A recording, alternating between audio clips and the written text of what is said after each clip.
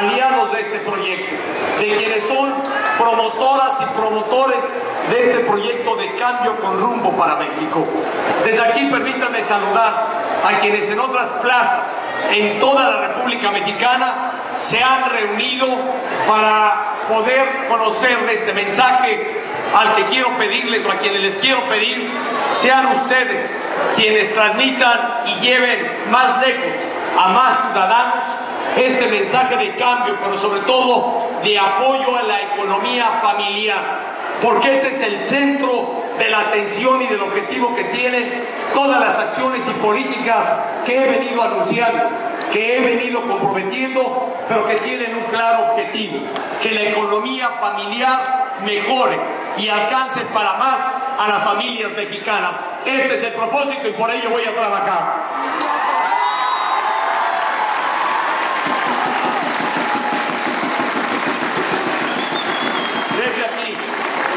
Desde aquí quiero saludar, porque en este momento hay también una concentración similar a esta en otras plazas. Ya nos han visto desde que llegamos en este recorrido allá, en todos los lugares de la República Mexicana nos han observado y nos han visto en esta llegada. Por eso quiero saludar con respeto, con afecto y con agradecimiento a esta adhesión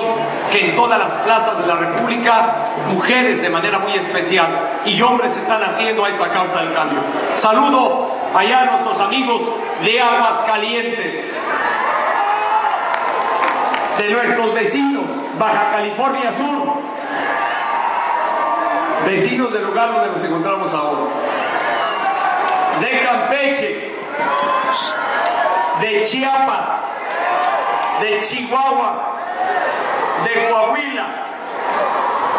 de Colima, de la capital, en el Distrito Federal, en Durango, donde hace apenas unos días tuve oportunidad de estar, allá de mi tierra, en el Estado de México, el centro del país. Saludo a Guanajuato, a Guerrero, a Hidalgo, a Jalisco,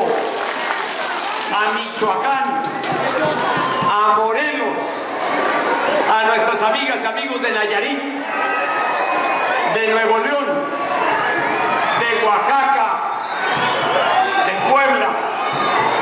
de Querétaro, de allá en la península de Quintana Roo, de San Luis Potosí, a nuestras amigas y amigos de Sinaloa, del estado vecino a donde hoy nos encontramos, de Sonora, allá en el sureste, en Tabasco, en Tamaulipas,